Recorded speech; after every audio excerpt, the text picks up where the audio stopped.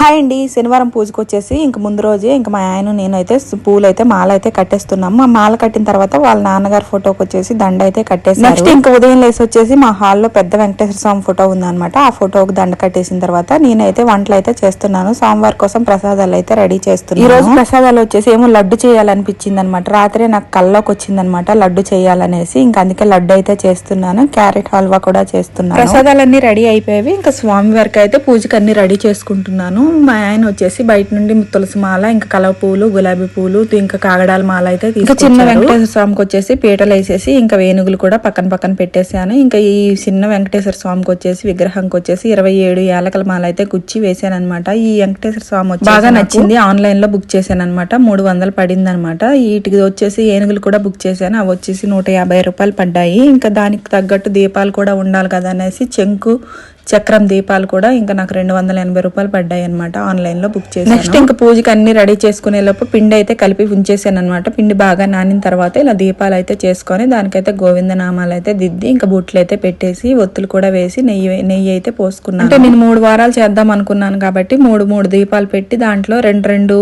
పువ్వొత్తులు అయితే వేసాను అనమాట. నేను నార్మల్ ఒత్తులు కాకుండా పువ్వొత్తులు అయితే మధ్యగా కాలుతాయి అనేసి వేసి ఇంకా అలా పెట్టాను అనమాట. ఇంకా ప్రసాదాలు చూసారు కదా, వడపప్పు, పానకం, పాలు, ఇంకా లడ్డు చేద్దాం అనుకున్నాను, అవ్వలేదన్నమాట. బూందీ పెట్టేశాను. ఇంకా క్యారెట్ హల్వా ఇంకా అన్ని పెట్టాను అనమాట. పెట్టి నెయ్యితో దీపాలు వెలిగించి అగరవత్తులు కూడా వెలిగించిన తర్వాత ధూపం కూడా వేసాను. ధూపం కూడా వేసిన తర్వాత మా ఆయన కూడా ఇంకా దీపం అగరవత్తులు అయితే వెలిగించారనమాట. ఇంక ఇద్దరం కలిసి గోవిందనామాలు వేసి పువ్వులతో పూజ అయితే చేసామన్నమాట. పూజ అయిపోయిన తర్వాత చక్కగా ఇంకా కొబ్బరికాయ అయితే కొట్టి ఇంకా హారతి అయితే ఇచ్చేసాము స్వామివారికి. ఇంకా ఏంటంటే మొత్తం చూపించాలంటే చాలా టైం పడుతుంది కాబట్టి మేమైతే అదొక 6-7 నిమిషాలు ఉందన్నమాట. గోవిందనామాలు 6-7 నిమిషాలు అయితే చూపించలేదు, చిన్నగా చూపించాను. చిన్నగా చూపించిన తర్వాత శుభ్రంగా పూజ అయిపోయింది. పూజ అయిపోయిన తర్వాత మా ఆయన కాడ ఆశీర్వాదం అయితే తీసుకున్నాను అనమాట. నా పూజ ఎలా ఉందో ఏంటనేది కామెంట్ చేయండి. మీకు నచ్చినట్టయితే లైక్ చేయండి. ఈ రోజైతే స్వామివారికి చాలా మంచిగా అలంకరించాను. చాలా తృప్తిగా పూజ అయితే చేసుకున్నాను. చాలా బాగా అనిపించింది అనమాట. సో ఇక్కడైతే నేనైతే బొట్టు పెట్టాను మా ఆయనకి. నాకు బొట్టు పెట్టమంటే ఇంకా గోవింద నామాలలాగా నాకైతే దిద్దేశారనమాట.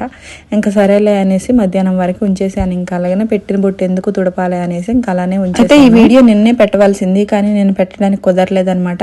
మా ఆయన ఫోన్లో వీడియో తీయడం వల్ల మా ఆయన బయటకు వెళ్ళిపోయారనమాట. అందుకని వీడియో అనేది ఎడిటింగ్ చేయలేక మళ్ళీ పెట్టలేదనమాట. మొదటి వారం అయితే నా పూజ అయితే ఇలా పూర్తయింది. ఇంకా 2 వారాలు ఉన్నాయి. అవి కూడా చక్కగా పూజ అనేది పూర్తి అవ్వాలని కోరుకుంటున్నాను. ప్లీజ్ సబ్స్క్రైబ్ చేసి వీడియోకి లైక్ చేయండి. Bye bye.